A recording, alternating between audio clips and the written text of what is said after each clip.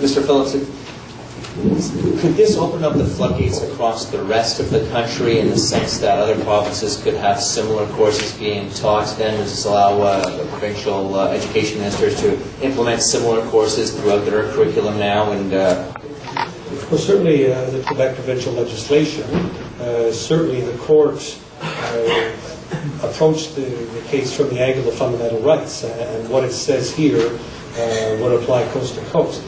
And what I personally find disappointing, the courts have historically taken an extremely deferential role to approach to any kind of parental objection to religious education or even religious exercise. And for example, in the Zilberberg case, an Ontario case from the 1980s, there was an objection to the fact that a Jewish boy would have to be present for the Lord's Prayer in class. And there was even a possibility of an exemption. There was an automatic exemption. Without reason, you could simply ask for the exemption. But even there, the court found that the mere fact of forcing the child to seek the exemption could lead to the child feeling ostracized and so forth. And so, in other words, there has historically been tremendous deference to any kind of parental objection with respect to religious instruction or religious exercises. And what needs to be understood about this particular course, and this is part of the myth being propagated in support of the program, that because it adopts this so-called neutral approach towards religions, treating them all equally, that it is in itself neutral. It's not neutral at all. It's cultivating a certain non-religious worldview which trivializes religions and presents them in a way which discourages students from adopting religious beliefs and practices seriously. And that can happen across the whole country? Yeah, well, that can happen across the whole country to the extent that this particular judgment is a judgment not of a provincial court of appeal, but of the Supreme Court. If they so wish. However, the early exposure of children to realities that differ from those in their immediate family environment is a fact of life in society. Essentially, they're arguing that, listen, you're going to learn about this in life, let's do it in a structured way in school. Where is the problem? Maybe I could ask you that. In a very piecemeal manner. It's as though they had a bunch of puzzle pieces, but they didn't know which puzzle it belonged to. And at the end of the whole course, at the end of the 11 years, I doubt if many of the students could give a real idea of what any of those religions are.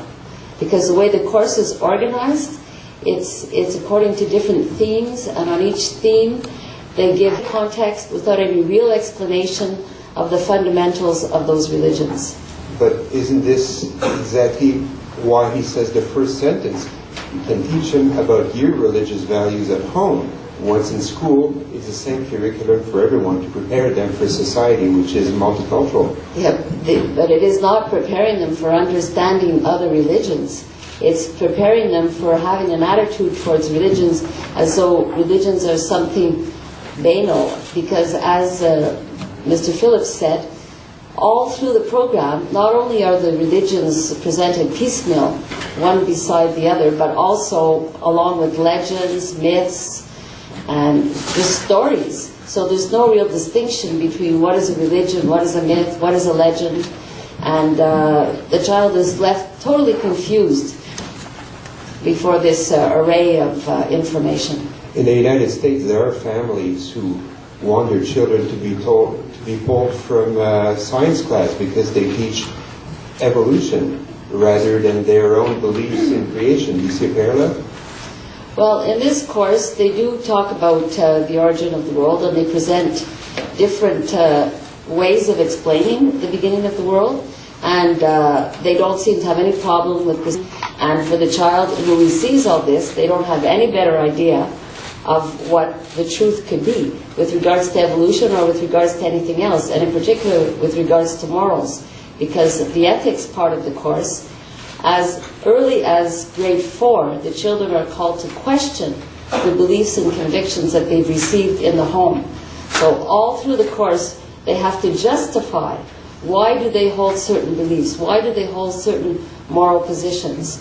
And that's a burden on the child to begin with, and it's also very confusing because the children present all kinds of different positions, and there's nobody to say at the end of the game, well, this is what is really right. And the teacher's not allowed to do that. The teacher has to maintain a neutral role. So that's why we feel that as parents, it doesn't help the children. On the contrary, it hinders them because it gives them the idea that their own moral beliefs or their own religious beliefs aren't worthwhile. What I would like to see is I would like to see the government take a different position with regards to this course. I don't think the burden should be put on parents to do homeschooling. It's not for everybody. It's heavy load for parents to do that. Some succeed very, very well, those who do it, but not everybody's capable of doing it. We don't think that parents should have to resort to that. It's good that they have the choice to do that.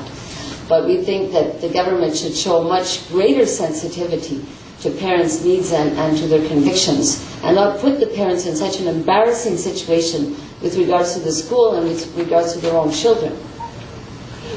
Je vous remercie.